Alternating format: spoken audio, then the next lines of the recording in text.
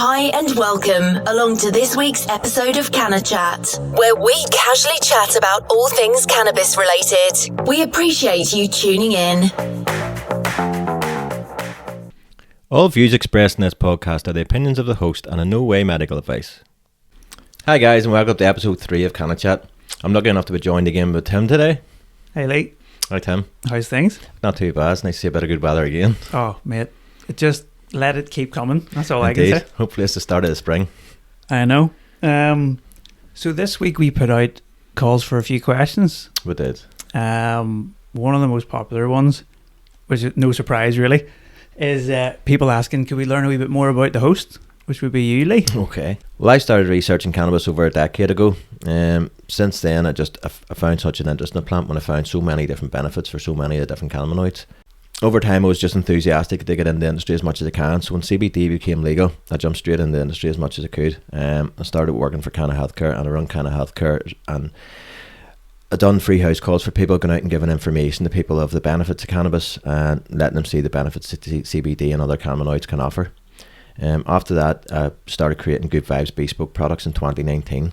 Since then, I've created a few products now that are on the market and seem to be getting very good feedback. Then 2020 came along and I finished my diploma in medicinal cannabis. Since then, that sort of gives me a bit of credibility now in the industry, that I do have a bit of knowledge behind what I'm claiming to have. Well, that's a very impressive resume, I would say. Diploma in medical cannabis. Thanks, Tim. What on earth does that involve, vaguely, out of my own curiosity? Well, it was quite a lengthy course, to be honest. I was expecting it to be quite handy for myself, because I had been researching cannabis so in depth. I'd read a lot of books over the years and stuff, and done a lot of online research in cannabis. So I did expect it to be quite simplistic to me. It's sort of maybe quite naive of me, because it was quite in depth as regards the body's own sort of internal systems and the immune system and things like that. And how everything else relates to the endocannabinoid system. I understood the endocannabinoid system, but I had to learn how that connects with the rest of the body and how everything interacts together. I think it's very apparent to people, I'm sure, whenever you explain your history, that, you know, not only have you studied it from an educational point of view, but you actually manufacture CBD products. I think that's, I imagine to most people that'll make a lot of sense, because clearly you're an expert in your field. And the only way to really get to that level is to be involved, both from the educational point of view and practically making the stuff. Mm-hmm. Yeah, and the R&D side of things, yeah. Yeah. And making CBD products, how has that journey been since, was it 2019, did you say that? Yeah, it's been very enjoyable. I'd say since I've researched cannabinoids and the benefits of them, I've always been enthusiastic to do product development and create products, because I just feel there's so many corners being cut in the industry. So I wanted to do what I felt I could create a better product than a lot of products out there by utilising the terpenes and creating bespoke terpene blends for daytime and nighttime and things that hadn't been done back then. So I really have enjoyed that journey of doing that now, and I say I've got so many different products out there now that do seem to be getting great feedback, because the research is behind them and the quality products, the quality sort of base product is behind it. Yeah. And that's the whole thing for you, isn't it? I think, again, that kind of comes through in the way you talk about the product, but you start with the best and only the best. I feel you have to. I mean, a product, I don't believe any product should go out the door unless you know it works. Any products we create, we put out for trials. Every single product has been put out for trials with 10 to 20 people. We make sure the feedback is 100% what we want before we think of releasing the product. If a product doesn't work, there's no point in releasing it. It's pointless. Every CBD product that's put in the market should have benefits. If it don't, it's just getting cannabis and CBD a bad name. Another question that a few people sent in, could you please explain and go through some of the different ways to consume cannabis and CBD? Okay. Well, combustion's your first go-to that people have used for years, with joints, bongs, pipes. That's your main... Setting it on fire? Yeah, pretty much your main forms of combustion.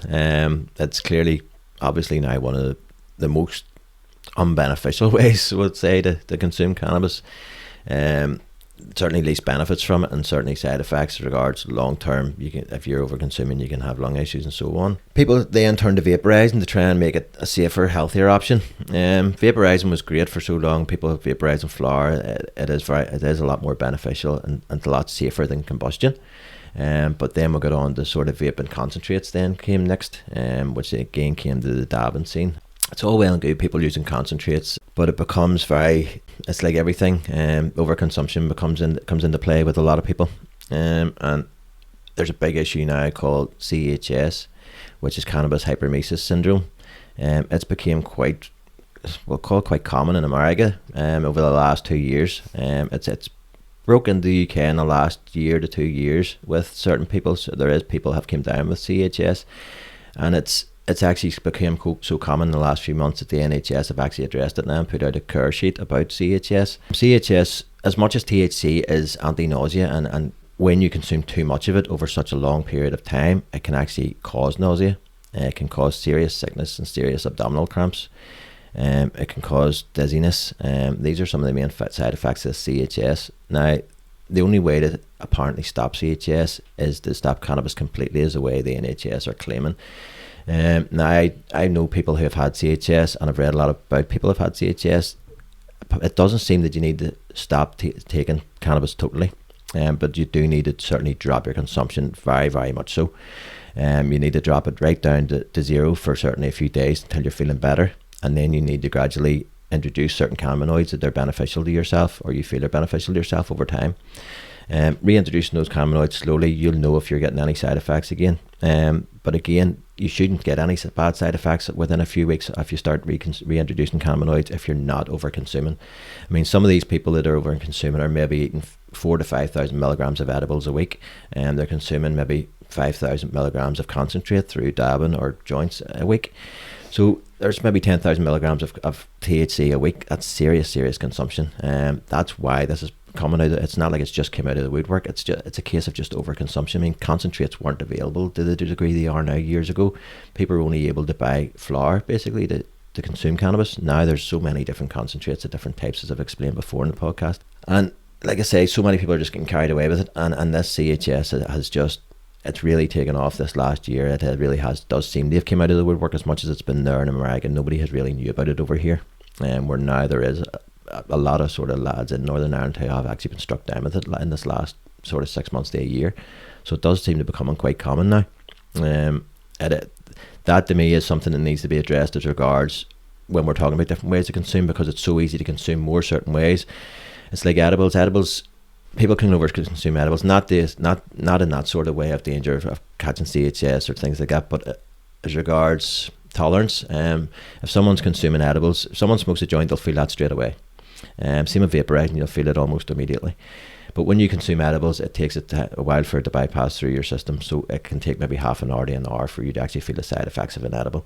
So the problem with people taking edibles is they'll maybe take one chocolate and think, that's not very beneficial. 10 minutes later I don't feel nothing, so they'll take another chocolate and they'll think 10 minutes later I still don't feel nothing, they'll maybe take another chocolate. By this stage the first one has just started to hit them, then the second one comes, then the third one comes. By this stage they're lying on the sofa and not able to budge. So this is the problem with over-consuming. Tolerance wise, it's a totally different overconsumption as regards CHS. This is people over-consuming on a daily basis over months and years, and it just catches up. And that's something I think needs to be, people certainly need to be made aware of, because there's a lot of people in the industry still not aware of CHS. There's a lot of people are starting to catch on to it, but there's so many people unaware of it, and people are getting sick and not realizing why they're getting sick, because as I say, they are consuming such vast amounts of THC. Wow, that's quite scary. I want to ask you more about CHS, like what are the symptoms, but just before I do, could you tell me what is dabbing? As a noob, I have no idea what that means. Okay, dabbing is it's a way to smoke these high concentrate oils. Okay, like I say, high concentrate oils come in different consistencies and textures, but they basically come between 60 to 95% concentrate. Okay, so people consume these. It's similar to a dabbing would be similar to a bong. People will use what's called a dab rig, which is very similar to a small bong, a shrunken bong. You can put these concentrate oils into this, and basically you're smoking them straight away. So people are consuming like 90% THC in one shot. Just so it is quite high concentrate. It's basically, it's people that have been in the industry for in the community and in the scene for so many years have been consuming flour, and then the concentrates come out. And the concentrates are very, very, the very high levels of terpenes, some of these concentrates, so they're very flavoursome. And a lot of these people sort of that have been smoking cannabis for so many years are flavour chasers. They smoke certain strains for the flavours because the flavours are so nice in these strains. When they're smoking recreationally, they'll be smoking these strains specifically because the flavour's enjoyable, and they're enjoying a bit of the high, but they're smoking certain strains because that flavour is a flavour they like to taste. So with the concentrates, the flavour's ramped up so much more. So they're enjoying that so much more. So that's why a lot of them turn to concentrates, is simply for the flavour profile of it. Okay, it's not always for the real extreme high. Some of them are going for that flavour profile, but then they're over consuming by that. Well, that was nice. So then your tolerance builds. It's like anything. You start using more of anything, your tolerance builds. Yeah. It's like I tell anyone taking CBD, you should take a break every 5 to 6 weeks for 1 to 2 days. Yes, you might feel a wee bit rough because your ailments will come back, your anxiety, your backache, whatever the case may be, the reason you're taking your CBD. But the thing is, it'll drop your tolerance down to where you're not increasing your CBD use every single day. It's like anything, your tolerance is going to raise no matter what you're taking every day. So if you're doing that, then if you're consuming 10 to 20 milligrams of CBD to keep yourself balanced every day, in 3 months' time, you'll be consuming twice that. So to keep your tolerance down and to save yourself money and to keep consuming less, then you just take a break every 6 weeks. And it's the same with people recreationally. You should do the same. Take a wee tolerance break every now and again. Just drops your tolerance down to where you don't just keep over consuming more and more and more, to where you're at the point to where some of these boys are, where they're smoking a gram of concentrate a day, which isn't cheap either. But again, it's not down to the money, it's down to the health that we're here to discuss. Do you know what I mean? And that's, I think, a big issue for people, because some of these people are consuming maybe a gram of concentrate a day. That's quite serious consumption. If they're eating edibles at the weekend, they're maybe eating 3,000-4,000 milligram edibles on top of that. Again, that's serious THC consumption. Yeah. In comparison to when you go back, maybe 10 years ago, and people were only consuming hash, flour, things like that. It's off the charts now, the levels that people are consuming in comparison to what they were back then. What are the symptoms of CHS, Lee? Well, dehydration, cramps and sickness would be your main ones. The first, because cannabis and cannabinoids are sort of connected to your digestive tract and things like that, because your digestive tract open and close. What happens is people's appetite will generally be lost first. That'll be the first side effect. People notice they lose appetite and don't really want to eat. They'll get up in the morning, they'll feel a bit of nausea. They'll have that feeling where they think they're going to be sick, but they're not. They don't get the actual nausea first. That can last. That's actually, from what I've researched, that can actually last for months. People getting up in the morning just feeling that sickness, like a morning sickness nearly, like a nausea. After that, the next stage, it seems to come in 3 stages, the claim. The next stage is the extreme sickness, to where you have serious abdominal cramps, sickness and dehydration.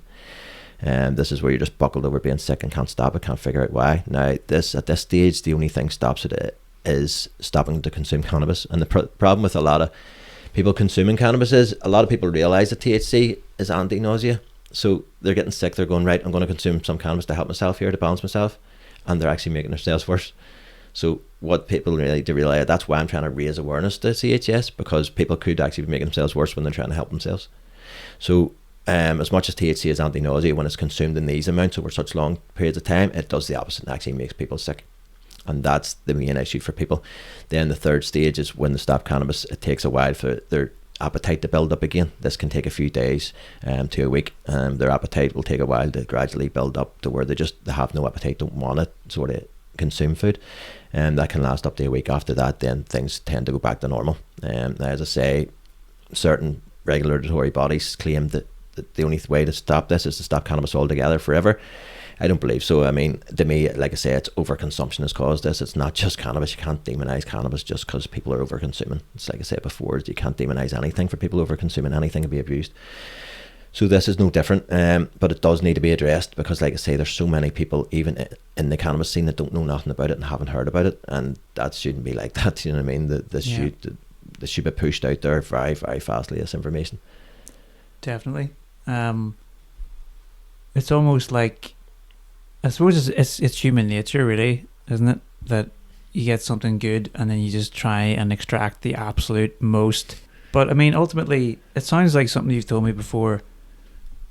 Like, that sort of concentrated level of stuff would really be something you would use for the likes of cancer treatment, right? Yeah, exactly. It has a time and a place. Yes. Yeah. But even that, you're building that up over time. Do you know what I mean? But even treating cancers and things, you wouldn't even be consuming that sort of amount. Do you know what I mean? It is crazy amount some of these people are using now. not everybody's going to need to consume 10,000 milligram a week. Some people have a low tolerance, and some people maybe never consume cannabis, and maybe CHS will come along and catch up with them if they're only consuming 500 milligram a week. You mean, so it doesn't necessarily need to be vast amounts, because everybody's different, everybody's immune system is different, everybody's makeup is different. So that's why you can't specifically say it has to be this much over such a period of time, because everybody is different. Yeah. But like I say, it generally from research I've been doing, it does seem to be high consumption, and that seems to be the main cause of it, high consumption over long periods of time. Yeah, it's interesting you say as well, it's maybe do you think the legalization of cannabis in America has maybe in some weird way led to this being more prevalent? Because if you make it legal, then people can get more used to it, and then people start messing with it and saying, well, how far can we go? Yeah, totally agree. I mean, it's the same here. We're very restricted here because of the legality.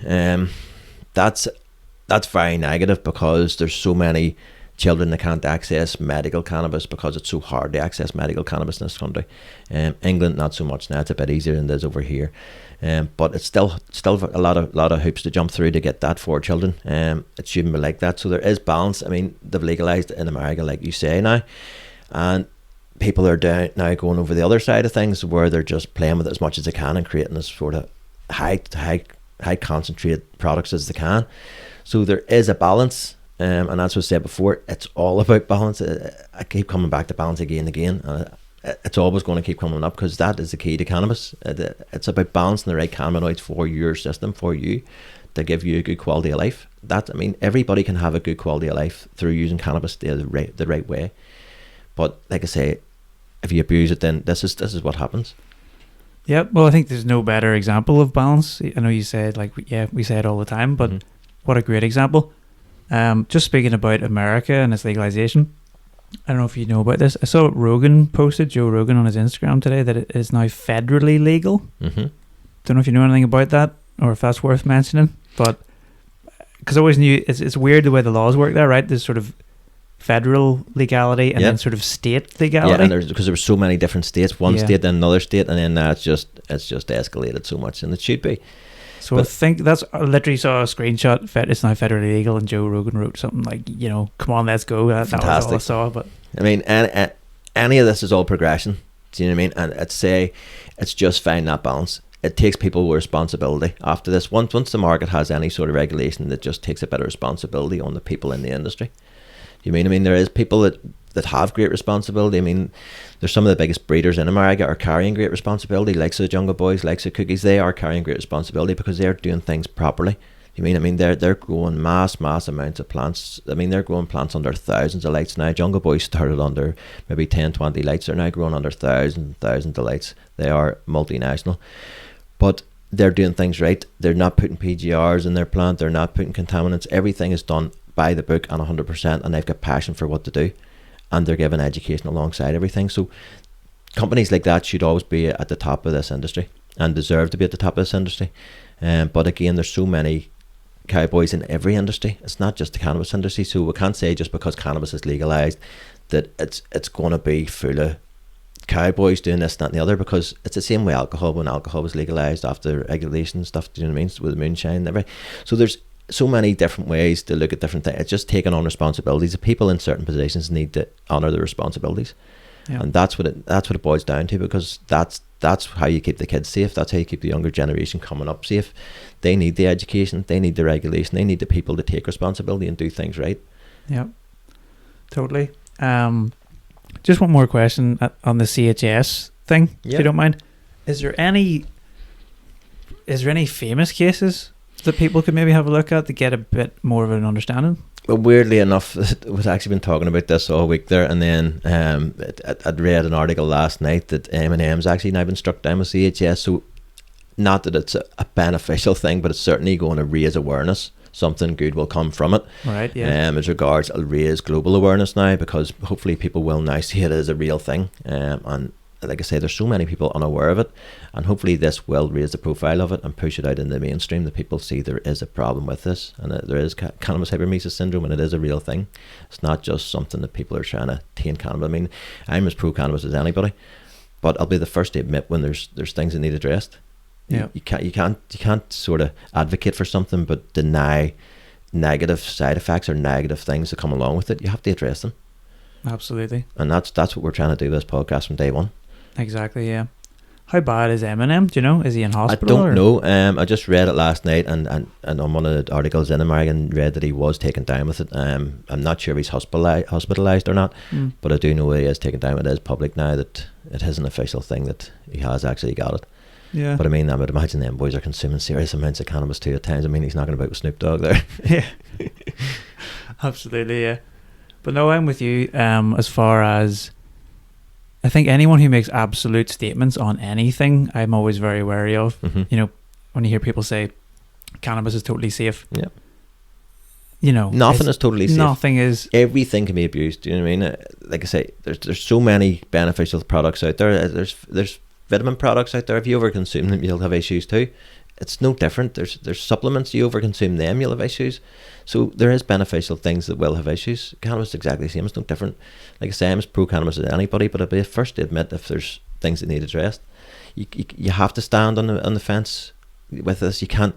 That was one of the reasons why I wanted to get this podcast up and running, because everything seemed to come from one side. People are going, cannabis is bad because of this, because of that, because of the other, and you have the other side of people going, no, cannabis is great because it does this and this and this.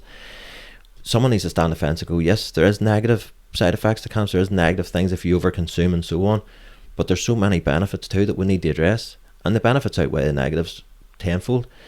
So, like I say, the negatives only tend to come along if it's down to irresponsibility, down to people not regulating things right, or down to people being irresponsible with consumption with themselves, with overconsuming these serious amounts. I mean, like I say, edibles is a big market now. It's so elaborate you would not believe. I mean, there's major chefs and chocolatiers giving up their careers to start in the edibles industry because it's became so big, even underground in countries where it's illegal, never mind fully legal countries like America. So the edibles industry is unbelievable, and some of these boys are serious artists. It's unbelievable some of the work they pull out.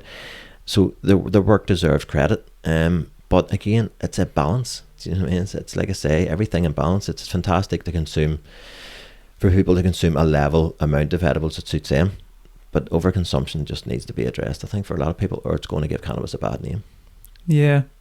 You know the way I always need to parallel it with alcohol, because that seems to be the way my brain works. Yeah.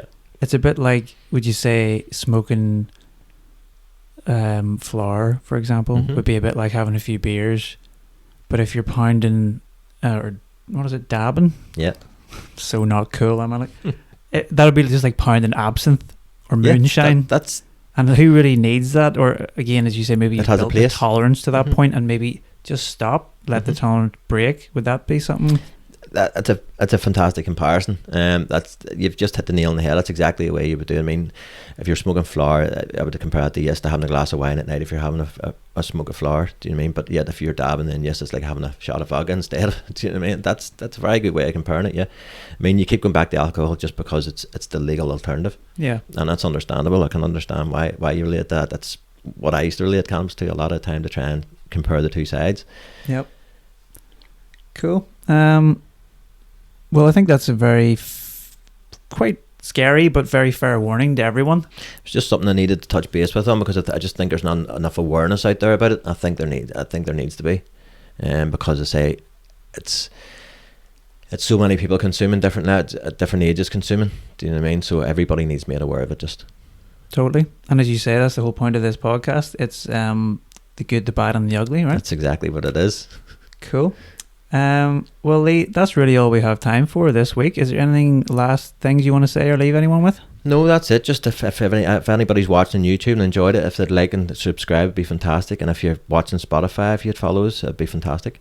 Yeah, and again, just any more questions, anyone, fire them through on please DMs, send them through, PMs, all those things. Send them through to DM and Instagram, or send them through to TikTok, or obviously send them through to YouTube itself, whatever suits you at all, and we'll answer any questions at all.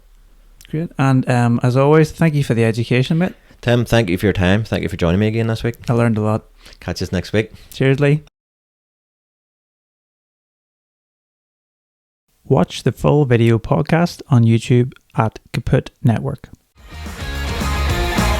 We'd like to thank you for joining us for this week's episode. We'll catch you again soon for some more CannaChat. And remember, the real crime is knowing cannabis can help others, but doing nothing about it.